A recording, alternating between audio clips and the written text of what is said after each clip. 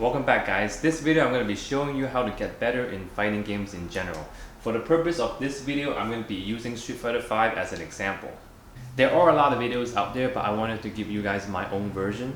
A lot of videos out there, they talk about concepts, philosophies, proficiencies, and efficiencies, how to understand the game more so that you understand how little and what you don't know about the game, things like that. Whereas my video, I'm going to be more direct. It's going to be more on like what to do, what not to do, and what should you do. Number one, blocking. The most simple and basic, yet the most important thing in the game is blocking, right? When your opponent is in your face or when you're waking up, we're always trying to press buttons. Don't do that. Blocking is very important. It's a lot better getting throw or getting hit with an overhead than getting hit with a full combo, right? So always block. Wait for your turn.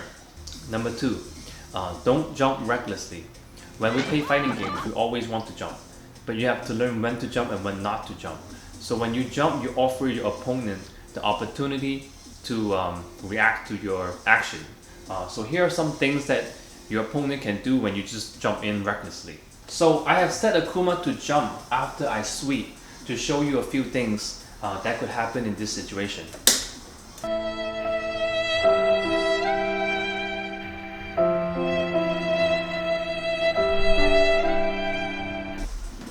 That was part of the script, by the way. So they can meet you in the air. They can anti-air. They can cross you up.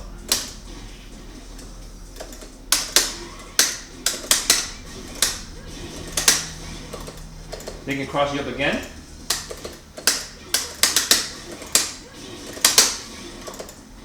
Another example. Let's switch roles. And I'll be Akuma and let's say Karen is jumping in. Alright? So here are some of the things that could happen. The classic Akuma punish. The DP. The EX DP.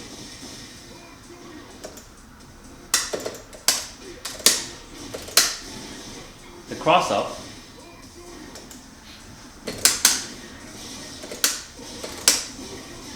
The V trigger punish. So as you can see, jumping is not always good. You have to jump wisely and know when to jump and when not to jump. Number three, understanding the basics of the footsie game. Controlling space, knowing your spacings and distance, pokes, anti-airs, keeping your enemy away. For example, for Karen's V trigger, right? It doesn't hit from that distance, but if you hold it, it goes really far. So little things like that, it's gonna help you in your general gameplay. Number four, understand your character's basics. You don't have to learn the fancy combos. A lot of times they're not optimal damage anyway. Know your character's bread and butter. Know a few stable combos. So in the event if Akuma misses a combo and he's wide open, you're not just going up and do a sweep, or you're not just going up and do like a throw, right? That is not the best approach. So if, for example, if Akuma misses a combo or misses a DP and he's wide open, you could have done something like that, which is like 1/4 of their health. Number five, knowing what is safe and what is not safe, right? When something is safe, you can pretty much abuse it and you can't get punished. When something is not safe, your opponent is going to punish you. You should also know the basics of your opponent's character just to know what is safe and what is punishable. So for my character Karen, the Orochi, this one is safe on block. You can't punish it, so I can kind of like abuse it, or you can do like a little blockchain, kind of end it with the Orochi, and you can't be punished. But on the other hand, the Tenko, that one is punishable. So you can't just kind of like keep whipping out the Tenko and expect, to hit your opponent. So knowing what is safe and not safe is going to help your gameplay. Number six, knowing a combo for every situation. Jumping in, mid-screen, corner, V trigger, connecting it to a super, crush counter. I want you to know at least one combo by heart. That way, if you do land a hit, your muscle memory is gonna follow it up with a combo. It doesn't have to be the best optimal combo. Learn that later on as you know the game a little bit more. So for this example with Karen, let me just show you something basic. So if I was in the mid screen, you know, something like that would work. If I was to jump in, oh, you know, something like that. If I'm in the corner, you know, something like that. What else? Into super. Something like that works. Very basic. V trigger.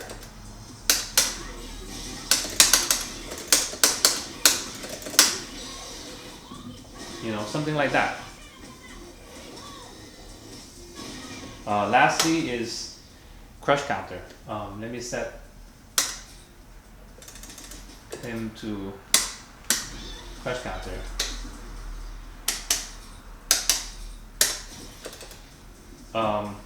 Crush counter.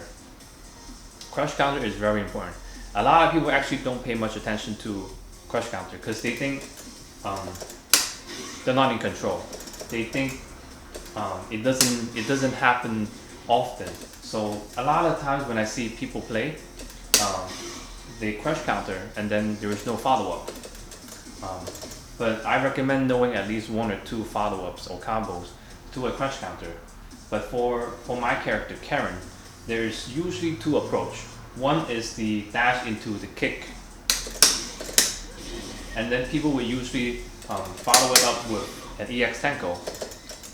The other approach is what I usually do.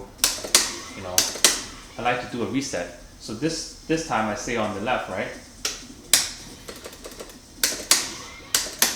This time I stay on the left. Yeah, this time I stay on the right.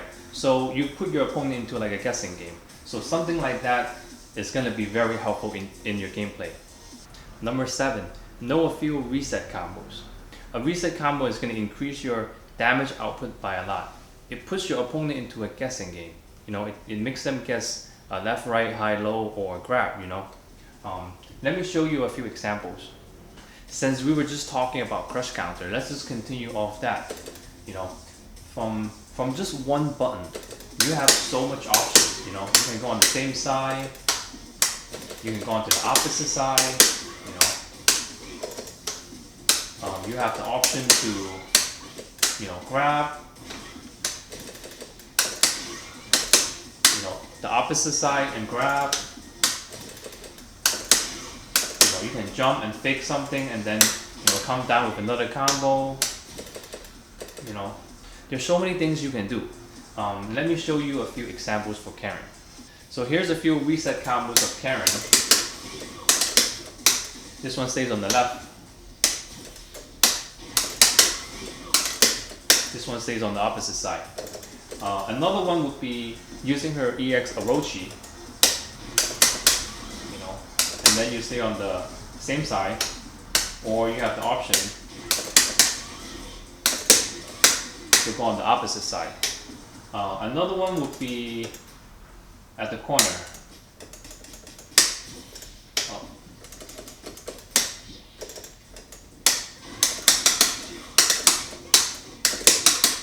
Something like that.